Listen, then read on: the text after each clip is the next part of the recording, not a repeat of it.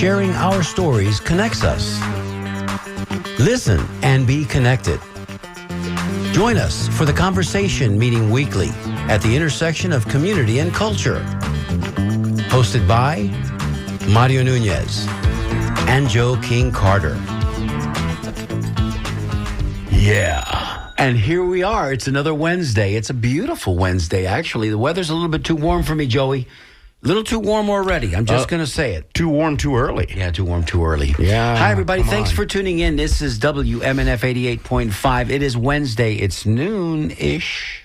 And if it's noon-ish, you know you're listening to The Conversation. I'm your host, Mario Nunez, alongside my co-host, Joe King Carter. You've already heard his voice. Joey, say hello. Good afternoon. Huh? Hey, what a beautiful day, folks. Beautiful day in the neighborhood, Joey? That's right. What you been up to, pal? What'd you do this last week? How many tours did you do? How many successful tours did you do? They're always successful, brother. Mm-hmm.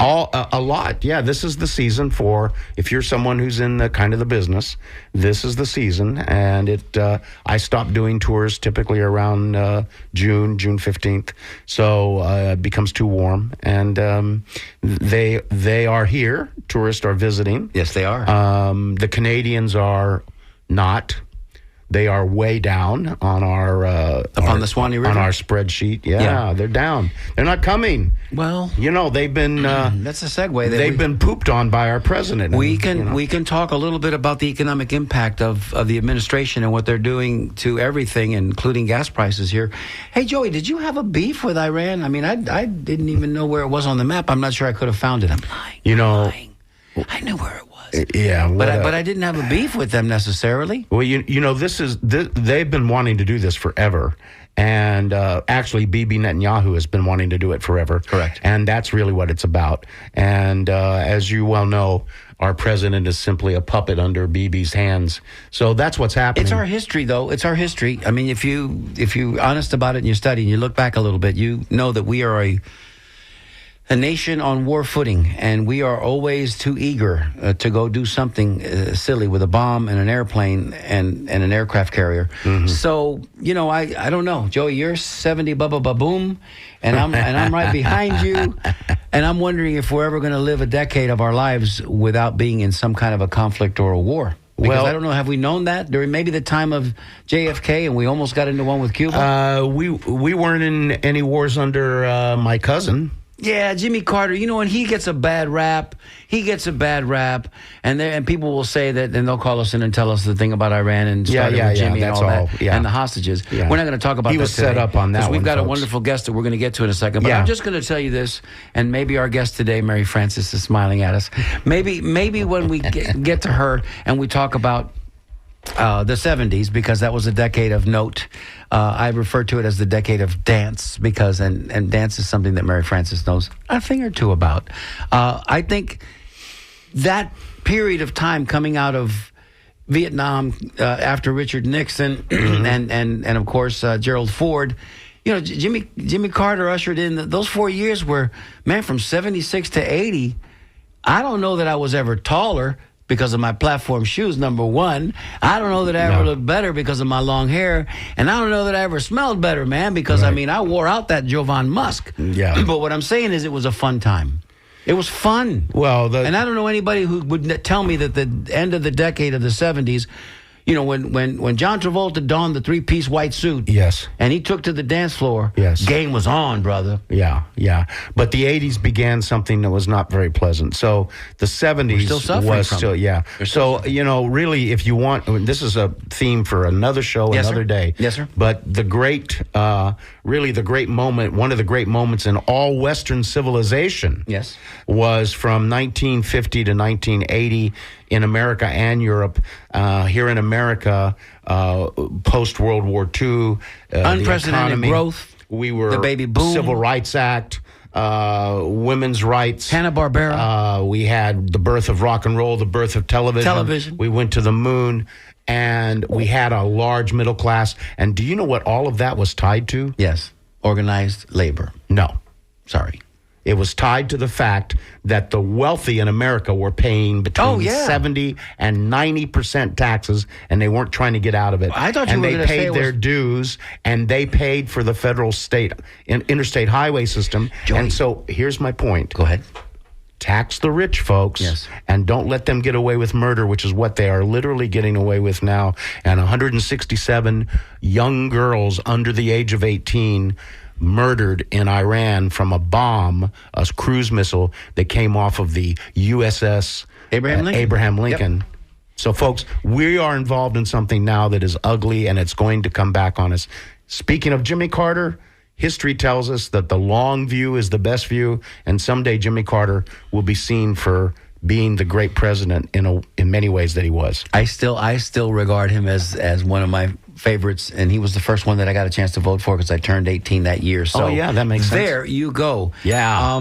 Let me say soapbox real quick, and I'm going to take the soapbox back from you real quick. If you haven't tried La Segunda Bakery, located conveniently at the corner of 15th Street and 15th Avenue in historic Ybor City, they have a collabo that they're doing with Burns Steakhouse right about now for about a week, only from the 1st to the 7th of March, and it's a steak sandwich, and it has like caramelized onions and cheese, also a truffle sauce with arugula.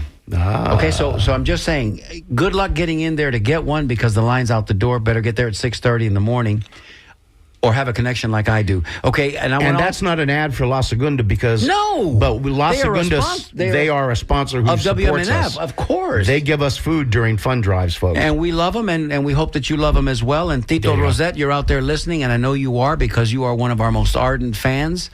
We'll talk about Tito after the show, but I just wanted to give Tito a shout out because he's absolutely all right. Tampeño of note. Joey, I'm going to turn it over to you now. Please introduce our guest. Well, I'm excited because we have someone here today who is well known to a lot of people in the community, and now some more people are going to get to know her. A deep-rooted Tampeña with a story to tell, and we're going to find out today. A deep-rooted Tampeña. Oh, yeah. Very nice. Is that good? So we have with us today Mary Frances Leto Granel. And I want to say good afternoon, Mary. Hi, Mary Frances. Hi. Thank you for having me. Yeah, absolutely. So there are a lot of people who know you in many different ways, but let's just begin with, where were you born? I was born here in Tampa, specifically Ybor City, at the Centro Estudiano Hospital. Mm-hmm. And I'm a native Ybor City person. Wow, Ybor City. Mm-hmm. She takes the roots right back to the very center. Founding. Right. And to the founding. Siblings? No, I'm an only child. Oh, I should have known. No judgment. Yeah. No, Joey is too. I am too. Joey is too. And see? We're good. We always have that little special energy because we were special. That's right, Joey. I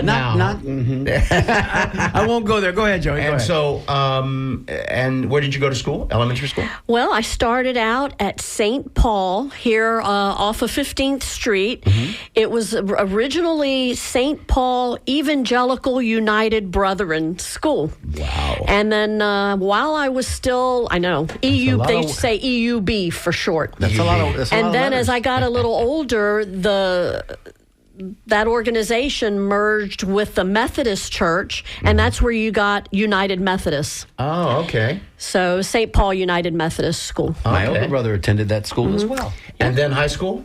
Before high school, then I went to Memorial Junior High over here in Seminole Heights. The Tigers? Okay. The Tigers? Were they Memorial Tigers? No, the Pups. Oh, the Pups. Because Hillsboro across the street were the Terriers. That's right. So you were the Pups. We were the Pups. Makes sense. Perfect sense. And then we moved. I moved with my parents out way in the country. We moved to Citrus Park. Wow. And so for high school, I had to attend Chamberlain High School.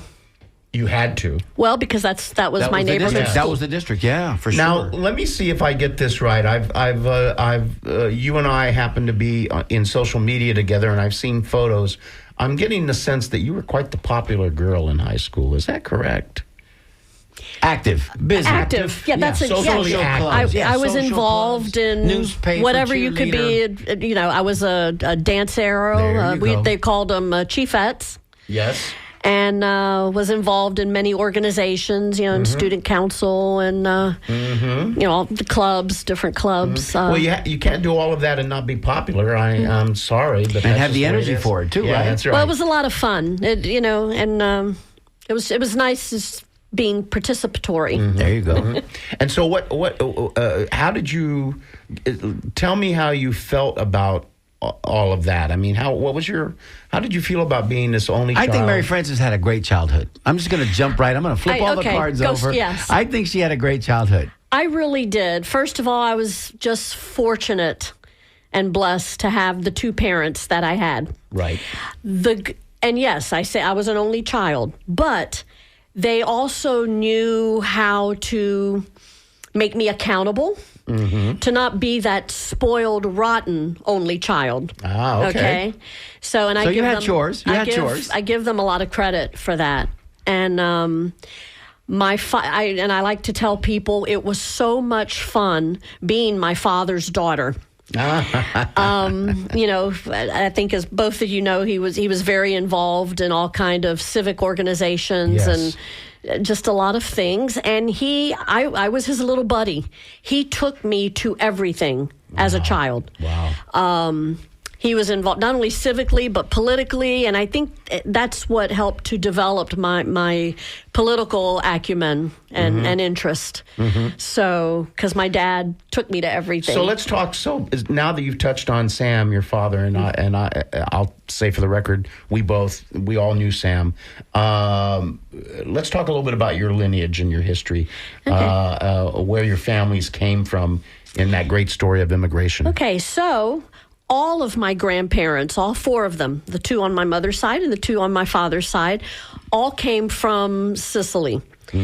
But 4 different towns. My grandfather, my Leto grandfather, Nanno, came from where a lot of the Tampa Sicilians hail from, Santo Stefano Quisquina. Yes. And then one of my grandparents came from Alessandria della Rocca.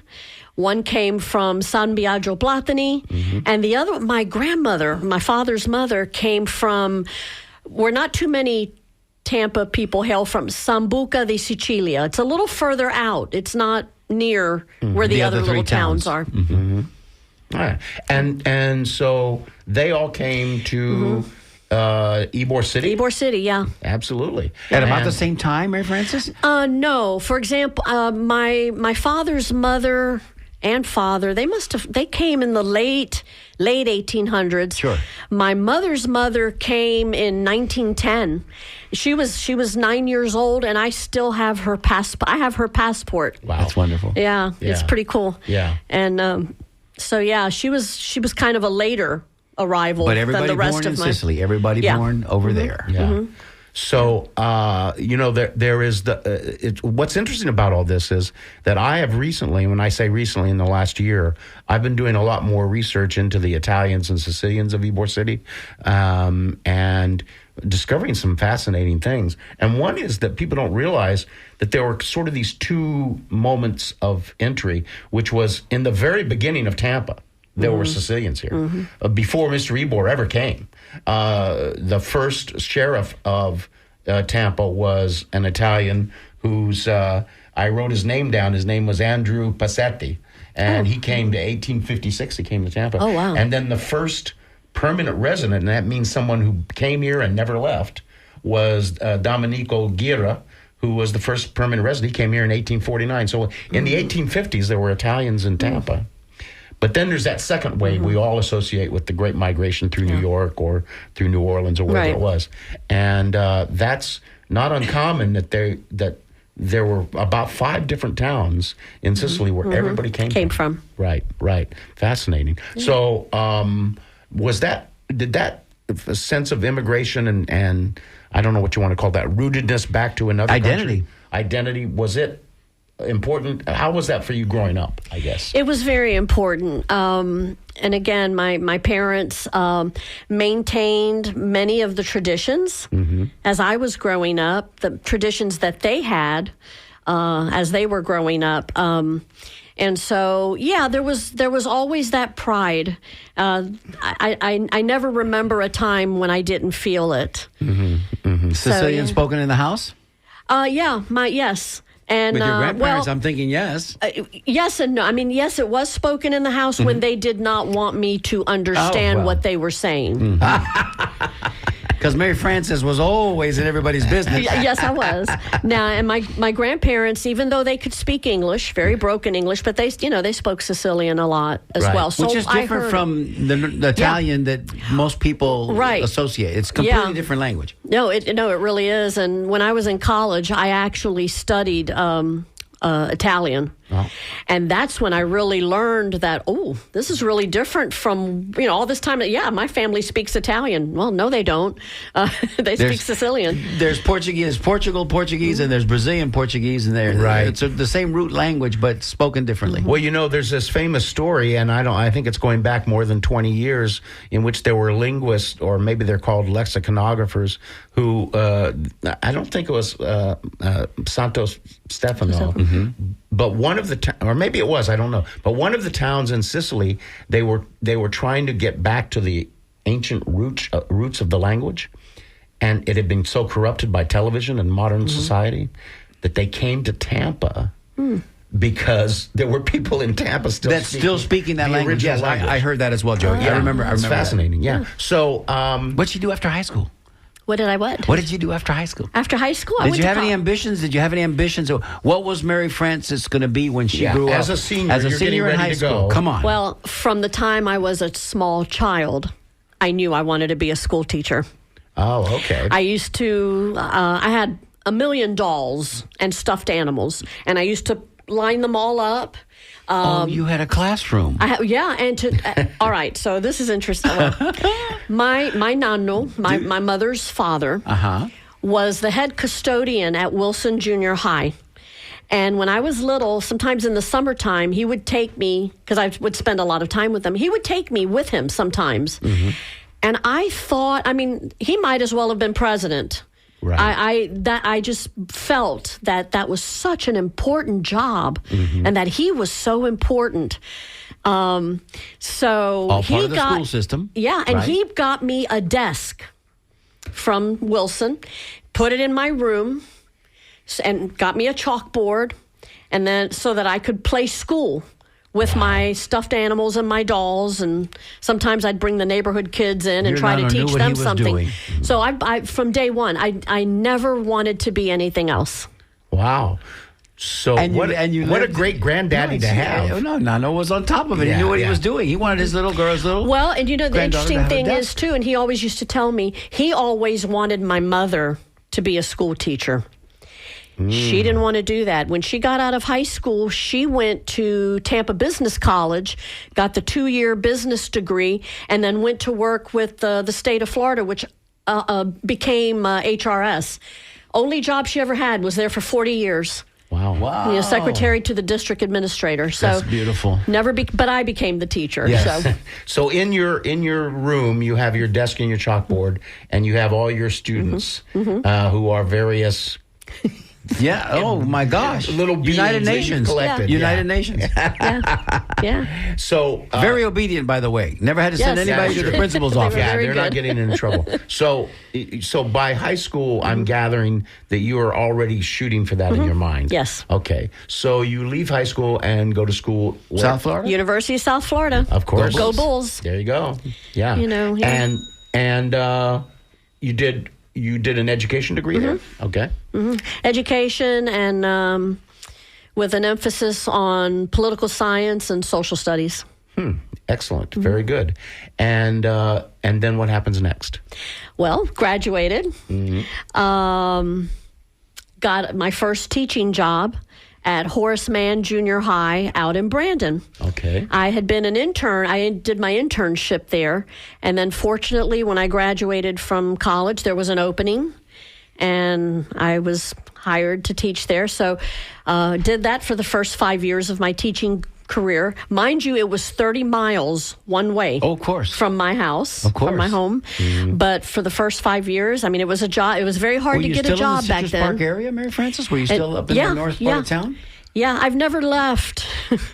when we moved there in 1968, Well, your family had property, though, no? Yeah. I mean, you had some property. My father had like 30 acres There out you there. go. And we had horses and everything. So, yes, I'm still there. Right. And but yeah, so after college, I got my teaching degree, got my job, and so I taught at Man for 5 years. Mm-hmm. After that, for a period of then I thought after 5 years, I went, oh, I don't want to be a teacher anymore. I want to go work in my dad's septic tank business. There you go.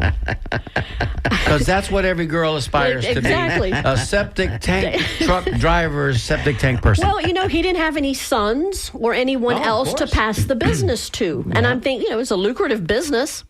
Why don't I learn it? Right. And I will tell you, my father was never so thrilled that I wanted to learn his business. Oh. So for 3 years, I worked with him, and I did enjoy it. And then all of a sudden, they built Gaither High School, which was very nearby to our home. 15 minutes from your house. And I always wanted to teach high school. Mm-hmm. So I made the decision to leave the septic tank business and get back into education. And I taught at Gaither High School for 30 years. Now, by the time you get to Gaither, are you still single? No. Got married in 1978. Mm-hmm. And Jamie and I met on a blind date, set up by my best friend, Sandy Alfieri. Mm-hmm. And so blind dates can work. They can be a success well, the story. funny thing is I didn't want to go when she told me about it. And then her friend, who was friends with my husband, Jamie, who wanted to set him up, Jamie didn't want to go either. Mm-hmm. Because I had met the friend, and the friend described me as an Italian school teacher. Well, Jamie had this image of this matronly, maybe with a little bun on the head. Yeah. Hard shoes. Yeah. Right. Black dress. Yeah. Right. Yeah. And a scowl. But fortunately, we all ended up agreeing. So, because for Sandra and I, it was like, even if it's not going well, we're there together. Yeah, we'll have a good friends. time. Yeah, right. And Sandra and you go back too? We were 15 years old. We were in the 10th grade. And our Spanish teacher sponsored a trip to Europe. And Sandra's parents let her go. My parents let me go. We roomed together, and that was it. That's all she wrote. It's 1970, and these two girls are on the loose in Europe. Forget it. I know. Or as they say in the movies, forget about it. Forget about it. So for the record, I know Sandra, and it's really how I know you. Mm-hmm. And she is, in a word, an awesome person. She's the best. She is the best. Absolutely. She's a great human being. So I can see how that would work. Mm-hmm. I get it. And she also has the same kind of trajectory, this Sicilian family that came here to Ybor City and all that stuff. Right. So, Funny thing, it's kind of a funny story. So this teacher that was taking us to Europe on this trip, she had an organizational meeting for the parents and us. So we get over there, and my parents see Sandra's parents, and it was like old home week. They'd been friends, they knew each other. Oh, wow. They went way back. And you guys didn't necessarily know that. No, we didn't know that until they saw each other at that meeting. So the bond grew even more instantly and then closer. The other funny thing is when our parents were both trying to decide if they were going to let us go on this trip or not, I told my parents, I said, well, Sandra's parents are letting her go, which that was not the case at that point. Sandra told her parents, Mary Francis's parents are letting her go, which wasn't the case, but it worked. Did you guys pre-plan that? Did you guys talk about that? You schemed that up. That's beautiful. So, your husband Jamie, yeah, go ahead, talk about Jamie. is I know I've known Jamie in the past.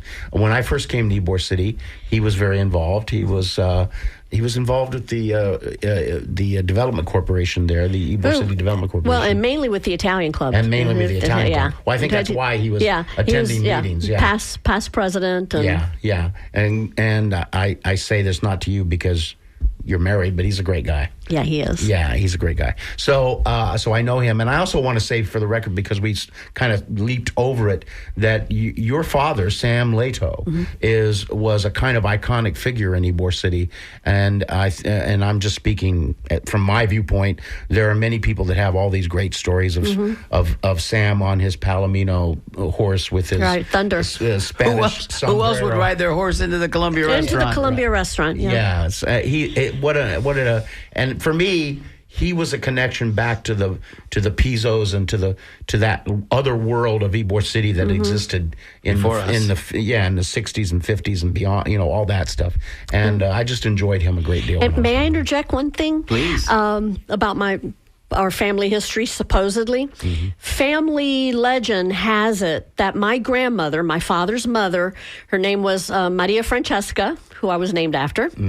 She was the first queen of Ybor City, and apparently they paraded her down 7th Avenue in this cart or whatever that was driven by some white horses. That's the family legend. So, but I'll take it. I love it. It sounds wonderful. Well, Let's bring one for Nana. I'm sure it's probably true, because Ybor City, both the Spanish and all of the ethnicities that came there were very deep into this kind of festival and ceremonial stuff, and they love that stuff. They were always having parades long before the city was creating, parades down there. They were having parades in Ybor City. I think they brought that custom with them from the old country. Absolutely, yeah. And that was just a thing to do. Yeah, the festas. Yeah. Festas and merriment and vino and more vino. Right.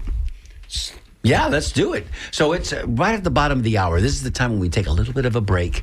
We reintroduce ourselves. We reintroduce our guest, and then we'll give you a telephone number if you'd like to give us a call, make a comment, or just have a question for Mary Frances. I'm Harrison Nash, and you're listening to The Conversation with Mario Nunez and Joe King Carter on WMNF 88.5 FM in Tampa. That's the great Harrison Nash. And if you didn't get a chance to listen to that show, I love it's that guy. in the archives. We encourage everybody to go to the WMNF.org website and seek out the conversation. Our archives are there, all of our previous shows. If you're just joining us now, we are talking to Mary Frances Leto Granell, who has quite the history here in Tampa, her family legacy. We're talking a little bit about her father right now, Sam Leto, and all that he brought to the party. But Mary Frances, You've established yourself well over the last 40 years plus ensconced in Tampa. And I'll say this right up front, and I know because we were together at a meeting last week before last, where Marlene Maceda Lee was there. And I know when we talked about the photograph, the famous photograph of Marlene with her dad, presenting JFK 2 days before we lost him and the world changed, with a doll for Caroline, right? So, and I remember you stood tall and you said, that should have been me. That should have been me. and that raging controversy will go on forever. And Marlene, of course, she fired back saying, well, my dad was the alcalde, my dad was the mayor. But the reality is, when your lives were mirror images of each other, because her dad also took her everywhere and taught her what it meant to be a good citizen and had that civic connection to your community. So, I mean, my father was good friends with Marcelo. With Marcelo. So you guys were blessed, both of you, to have such wonderful dads. So there you go. Yeah, absolutely. There, I said it, Joey. So, and by the way, Marcelo also gave him a box of cigars.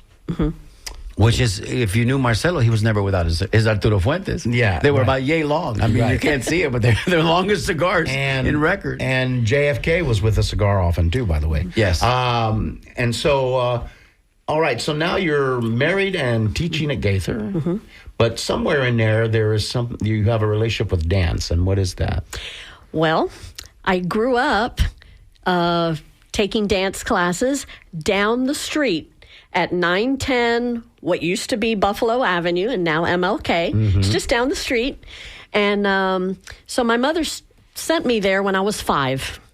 And as mothers are wont to do, they send their little daughters there to put on the dance shoes. The interesting thing about that, as gregarious and outgoing as my father was, my mother was the total opposite. Shy, quiet, just wanted to stay in the background.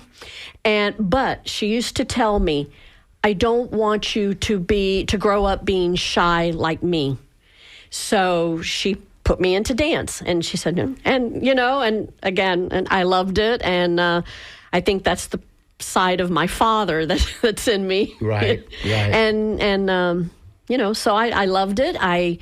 I did it until I was graduated from high school, and then in fact I even did it into college. And at the time, the studio, Frank Ray Dance Studio, they were the home of the Florida Ballet Theater, and I was a soloist with the ballet company. Wow. And so when I graduated from college, I figured, okay, I think it's time that I stop.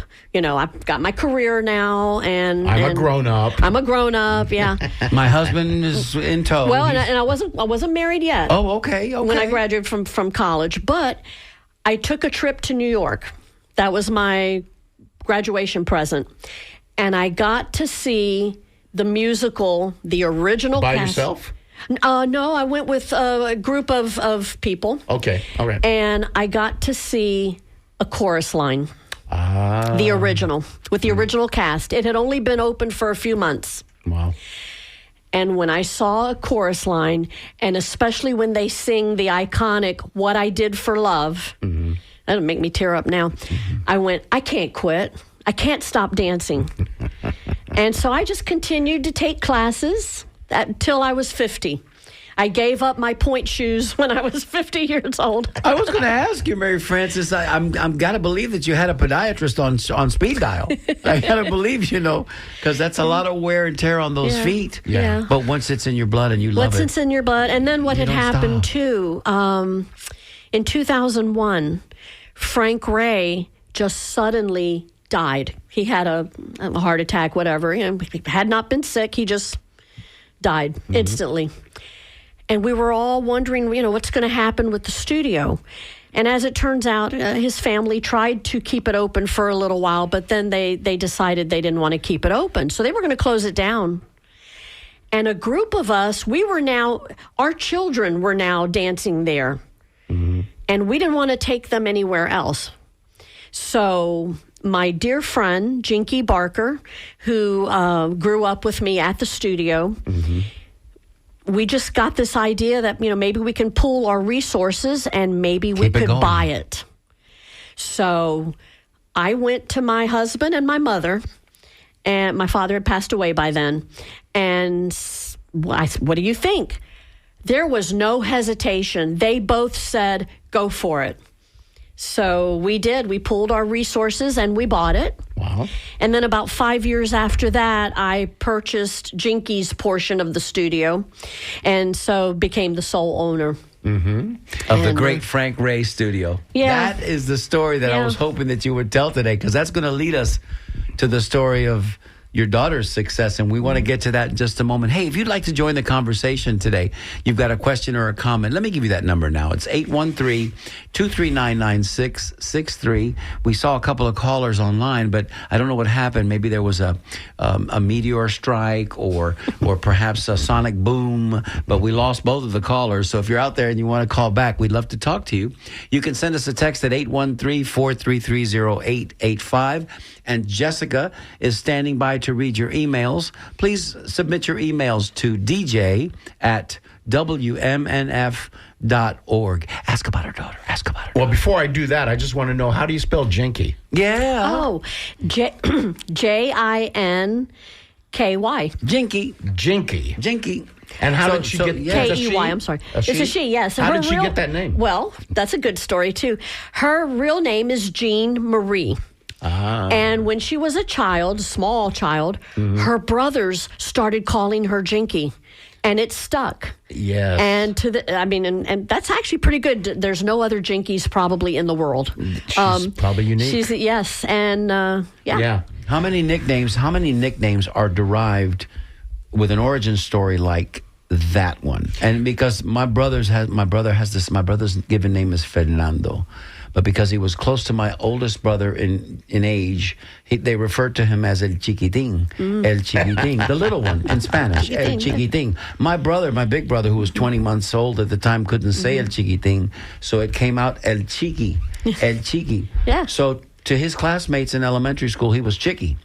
Chicky, until he got to high school. Then he was Chick. Yeah. But I mean, that's Yeah. isn't And that he's weird? Chick today. He went back to Fernando, to which I told him, I said, that's really odd that you do, because, you know, when somebody hears you, your name is Fernando Nunez, you better be able to come up with some Spanish, homeboy, because that's a serious Spanish name. Well, you know, now. I have a similar story. My mother's birth name was Eunice. Yeah, how did she get to Honey? She was the oldest of 9. Her next brother down was 2 years apart. When he started talking, he couldn't say Eunice. So his favorite thing in the world was honey. He started calling her Honey. And my mother was Honey to the world. That was her name. I didn't know any different. I think we could do a whole show on nicknames, apodos as they're known in Spanish, nicknames. But back to the story, Mary Frances. So dancing and your daughter. Let's talk about that. So, I have 3 children. I have 2 boys, Jamie Jr. and Sam Anthony. Jamie's a musician. Sam Anthony is a firefighter with the city of Tampa. The tradition continues. And then there's Francesca. And I put her into dance classes, obviously, when she was little, not knowing if she was going to like it or not. And lo and behold, she loved it. And so she danced at the studio till she graduated from high school. She then went on to college to Florida State and was involved. She didn't major in dance. She's a smart young lady. She's very academic. Right. And she figured she didn't need a degree in dance to be a dancer. So she got a degree in literature. English literature, and graduated from FSU. And then my husband and I went to her graduation, obviously, in Tallahassee. And after the graduation, she left for New York, and we went back home to Tampa. Sad. Just sad, you know, because we didn't get to see her that much. But she took off. That had been her goal since she was 11 years old. That's another. She always knew. Driven like her mama. She always knew. And when I would never forget, she was 11 years old, and we had brought in a famous choreographer from New York to teach some classes at the studio. And we were driving him then to the airport for him to go back. And he gave her this advice. Now, she's 11 years old. And he said, save up as much money as you can between now and the time that you're ready to move, so that when you move to New York, you have enough money to pay your rent and that you don't have to work for 6 months, so that you can go and audition. How are you going to audition if you have to be at work? Great advice. So she took that advice. We opened up an account for her. And by the time she moved to New York, I won't tell you how much she had, but she had enough to survive her first year in New York City. Wow. Without having to work. Significant. So is it foolish of us to ask, because we've got a couple of callers we're going to get to here, is it foolish of us to ask you to tell us, because you've got to be a proud mama? I mean, your daughter's been dancing in New York for a minute now. Tell us some of the big production numbers that she's been in. Tell us some of the big shows. She started out, she toured first before she made her debut on Broadway. She toured with the national companies of Hamilton, Finding Neverland, Cats. Wow. And then That's a resume. Yeah. She made her Broadway debut, though, with Finding Neverland. Great movie, great story. Yeah, and what a Touching. thrill it was for her father and I and her brothers. We all went up, and their families, we all went up to see her. And my mother was still alive at the time, and she went. And Not a dry eye in the house. I know. Oh, and, Yeah. and her father cried like a baby, like a baby. You just outed Jamie on radio. 7 counties wide. Jamie, sorry. I would have too. Of course. It was What a beautiful. moment. And then she, like I said, she went on, and then she toured, American Idiot. That, for her, that was kind of a turning point. I think that was her favorite show. Was American Idiot. I was not that familiar with Green Day's music, and then American Idiot is, of course, Green Day's music. But when we went to see the show, I became a fan. Wow. And Billy Joe Yeah, Armstrong. absolutely. Very cool.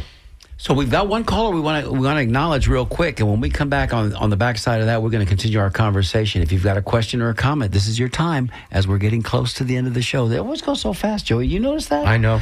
We just get settled in our seats, and the next thing we know, we're looking up. It's 15 what minutes happens left. when you're having fun. 813-239-9663. And a caller just dropped off. I think we're having some problems with our phone system today. Okay, well, back to you, Joey. Back to Mary Frances. Yes. I've got a couple of questions, but you go first. Well, no, go ahead. Okay, so you're growing up. You're in Citrus Park, but I got to believe that you're still spending a lot of time in Ybor City. Oh. What are the earliest memories that you have of Ybor City? And what are the most, like I remember being 11 years old and going on a field trip from elementary school and riding La Carroza around Ybor City and doing the tour thing, or going to the bakery, La Segunda we talked about, or going to the cigar factories. What are some of your earliest memories of Ybor City? I don't know if I can even remember my early. It's just I don't remember a time. What was the feeling you had when you go back to Ybor City? There was today? never a time There was she was never a separate. time that you were not there. That we were not there. I got you. There was never a void or a period where that it wasn't part of our lives. Primarily because of the Italian club and your connection to and the there was Italian club? and there was a period too of time when the Italian club had fallen into disrepair, and so there was a time that we weren't active with it, but. The Columbia restaurant, and with my father being involved in That's true. civic organizations, That's they were true. all rooted in Ybor City. That's right. true. So, and the night was- parade and the Right. And wasn't Sam wasn't he on the Ybor round table? Yes. Yes. In fact, he started it. If I think. I think you're right. Y'all can And- correct me if I'm wrong. No, I think you're right. He That's- and Guy St. Paul. I don't know if you remember Guy St. Paul. He was like my dad's best friend, and they got in a lot of trouble together. Well, before the city established a firm kind of agency in Ybor City, there was a chamber of commerce. The They had chamber their of own mayor as commerce well. was not as strong as it is now. What was strong were these civic independent organizations? civic organizations like the Round Table, Right. and the Alcalde, and all that. That was the stuff that was generating, and Sam was a big part of all of that. Yes, he was. And I forgot about that. I was actually a member of the Ybor City Chamber. I was on the board back in around 1984 when the Super Bowl came here. Yeah. And we were responsible for bringing Susan Anton Wow. to come. The great Oh, Susan oh, The Anton. great 6-footer. Susan to be in the festival that we had at that time for Super Bowl, and I got to ride around with her and take her around here and there. But Been kind of fun. I think it's been kind of fun being Mary Frances Leto. I think Mary Frances Leto had a really good time and continues to do so. But she's also a hard worker, Joey. She got those lessons from her pop on being responsible and giving back and being a leader in the community. What are you doing these days, Mary Frances? What inspires you today? What gets you out of the house today? Kind of was a negative, but it's really turned into a positive. But the day after the last election, when I, for one, and I know a lot of my friends were the same way, I was like paralyzed. I literally laid on the couch all day long. I didn't get up. And after that day, a group of us got together and we went to Casa Kamala to take down all of the stuff that we had put up and take our stuff, things that belonged to us. We had to clean the space up because it was a rented space. Rental space, yes. So we did that, and by the time we finished, it was around lunchtime. And the group of us said, well, let's go have lunch. So we went to have lunch. And we started talking, and we were like feeling, even though we took everything down and we don't have a casa anymore, this group of women who had become so close, and most of us really didn't know each other very well. It's not like we were BFFs. Right. And we said, but we can't, we have to continue. And so we did. And we formed a group called the Casa Tampeña. And we meet regularly, monthly, and we've become involved in different campaigns. And So, yeah, we've become very productive, actually, in local government and throwing our support. Like yesterday, for example, we a group of us got together at my house and we wrote postcards. Am I allowed to say the candidate? Yes. For Brian Nathan. Mm-hmm. And we did the same thing some weeks back for Luis Antonio Salazar. Mm-hmm. So we're doing those types of things in support of candidates. We're on the ground trying to make a change and you guys are fierce. We are. We know this thing about you guys, that you're a force of nature. When you say you're going to do something, you do something, and you've got plenty of leaders in your group. Mm-hmm. I mean, this is not a situation, Joey, where there's too many chiefs and not enough Indians. They're all... Because everybody's an Indian, but they got a chief inside of them. You follow what I'm saying? So everybody knows what their role is. I've seen them in action, and it's super impressive. And I know it's rewarding, too, because, if we're not doing something, in some ways, Joey and I feel like coming in here on Wednesdays, even though we don't go do the deep dive into politics because other people will do that, but we still feel like we're driving conversations in the community, and by introducing people like yourself, Mary Frances, and the people that we've had on the show previously, it's hoping and helping to bring people together. That's what we want to do here. Yes. Yeah, and I think that this is there's a higher level of this conversation, which is that out there in the world, if you're listening, by doing something, that's it. You overcome anxiety. That's the key. Exactly. You said that you felt, and I think probably a lot of people listening related to that. There was a kind of initial paralysis because you couldn't believe that this could possibly happen in America, and yet it's happened, and it continues happening. And at the grassroots level, obviously voting is something you can do, but anything you can do ultimately helps you as a person. That's what people who dedicate this to community service, I think, discovers. And by the way, there's a very historic reference for all of this, because we've had Dr. Sarah McNamara on our show. Yes, we have. And she has written her book about Latinas in the South. And one of the greatest marches against fascism ever was the 1937 right here Latinas March. From women, Ybor City right to downtown. By the way, think about how inspiring is that? Think about 5,000 women on 7th Avenue marching. I have an idea. I'm going to introduce to Mary Frances, because she knows a thing or two about choreography. She knows a thing or two about wardrobe. I think you guys need to adopt as your alter ego and your image the style and the fashion that they wore in 1937, the skirts, the hats. That should be your moniker as an homage to those great women. Yeah. I'm just saying. No, that's a good idea. And if you use it, you can pay royalties later. Yeah, okay? So Buy me a café con leche later. So, I think the story, the subtext there is, don't cross a Latino, folks. Yeah. These are people now that are riled up and ready, and that's great. What was it that the famous quote now it just flew out of my head. Immigrants. Yes. They get the job done. Mary Frances. Lin-Manuel Miranda said it. There you go. Yeah, there you go. And a very poignant part. In Hamilton. In a very poignant part, and they stop and they look at the audience and they go, immigrants. I think he was shaking hands with Thomas Jefferson at the time, or maybe it was Lafitte. We get the job done. And okay, so there you go. And in relationship to your family history, Mary Frances, when I conduct history tours in Ybor City, I try not to moralize, because that's not what people come there for. They come for history. And so, but the point is, I'm always starting my history tours by saying one of the greatest stories of immigration in America is the story of Tampa and Ybor City. Right. And it's absolutely stunning. It grounds us. It grounds us. In a time when immigration is now being vilified, demonized. Yes, right. But I'm glad you brought that up, because I didn't think about it. But the immigrant statue that is in Centennial Park. That's right. That was my father's inception. That was his idea. I knew that. Yes. And the little boy in the statue is in the likeness of my middle son. Really? Sam Anthony. Yeah. That's great. Hey, listen, and if you didn't know, you know now. You're learning so much. We've got about 5 minutes left in show, and I know is it Layla? Layla has been calling from Polk County, and I don't know what's happening with our phone system today, but are you there? I am. I just wanted to know if Lato High School in Town and Country was named after Mary Francis's family out of Ybor City.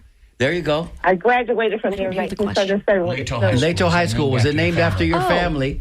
It was a Lato. I know. Okay. 'Cause Let me come clean. There you go. No, there's no relation. My parents were good friends with Mr. Lato and his wife, but I like to tell, especially when the school was being built, and I was much younger. I used to tell everybody, "Oh yeah, it was my family. It was after us." Yeah, but no, really. So Mary Frances took credit, but I used no. to take credit. Yeah. Yeah. Layla, thank you for being persistent with your call, sweetie. Okay. We know you were there, and we dropped you a couple of times, but thank you so much. No, I left a note at first. But anyway, go ahead, Mary Frances. Keep talking. Yeah. Thank you so much for listening. That's wonderful. It's easy to. I think he was a principal at Jefferson High School. He was an administrator. Well, he was principal at Chamberlain. What was his first name? Ateo. Ateo. And Yes.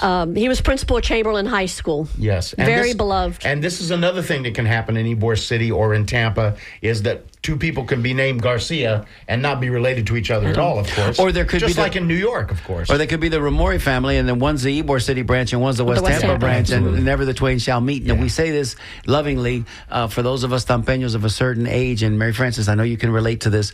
I say this on the Tampa Native Show from time to time. When we grew up in Tampa, either you knew somebody's cousin, you were somebody's cousin, or you had to be careful who you were kissing on because they might be your cousin. Well, okay. Because if a family had 5 daughters and all the names changed, because when you get married, your names change. There you go. I wasn't going to say this. Here comes the story. Go ahead, Mary Frances. So here we go. Jamie and I mentioned that we met on a blind date. Yes. And then we started going out, dating each other after that. The first time he brought me home to meet his parents, or I don't know, it may have been when I brought him home, or when he came to meet I don't know. I think it was with my parents. As soon as I introduced him to my father, that was it. His grandmother and my great-grandmother were first cousins. So Jamie and I are like 5th or 6th cousins, which, doesn't really count anymore. Right. But we're on the Part of the same tree. And our children are on both family, he and I are on the same family tree. Yeah. So be and careful that when probably happens a lot. Be careful when you spit into that tube and you send it over to genealogy.com, man, because you may not be in accord with the information. We only have a few minutes left. 1 minute left. Yes. Maybe. Is there something that you would like to share Please. very quickly that we haven't hit on? Is there anything you want to talk about? A shout out or not just These words women of that wisdom. you organize Yeah. with. Is there Words of anything there wisdom. you want to say about that? Or no, they're again like Mario implied. That, we are a force to be reckoned with, and are doing our best to make a change. yes. And but I think just for me personally, and we've tried to pass down to our children the pride, the sense of responsibility, sure. a sense of but the pride in our immigrant roots. Yes. I don't want my children to ever forget that. In fact, we're planning, I hope it could come to pass in the next year or two when my 2 granddaughters are a little bit older. My husband and I would like to take them and my children to Sicily so that the grandchildren can see where we came from. Nice. That's the best way I think that we can Very perpetuate Yes. in them. And where their That's a lovely great idea. Where their grandparent. great grandparents were from. That's beautiful. A lovely idea. What a wonderful show this has been, man. The hour just flies by. Absolutely. And again, thank you for those that called in and were persistent enough to stay with the call. We'll figure out what's going on with our phone lines for sure. Yes. Joey, huh? Yes. We knew when we had Mary Frances booked it was going to be like We this. did. Yes, absolutely. Did you have fun, Mary Frances? I did. This was lovely. Thank you. Thank you for having me. Thank you for sharing your story. So I want to say, as always, special thanks to Jessica, our OG of the board ops. Is she there? Is she there? Can she open her mic and say She's hello? awesome. So people will know she's there? It's Up too too late. late, she says. And for our phone call taker, Yeah. Gabriel is there. Yes. With her awesome hair. Doing all that she could today. And I believe next door we're going to have Sam Bam Bam Wham. Oh, man. Thank you, Sam. You're just making up all kinds of new names. She's going to be there playing the music for you today on It's the Music Wednesday. Now, we got another minute to go, Joey. So I can just say this in closing. 30 seconds or so. In closing, I really thoroughly enjoy doing this each and every week, buddy, and I hope that you do as well. Absolutely. And we've got some great guests coming up, so everybody should be leaning in on Wednesdays about noon. That's right, folks. Get your favorite beverage. If it's a café con leche, so be it. It's our favorite here. Have a little cafe with us. That's right. Hey, I like that. Have a little cafe. Mary Frances, thank you again. Thank so you for for everybody out there in Radio Land, thank you for joining us today. We'll see you again on the radio, as they say, each and every week. You're listening to WMNF Tampa.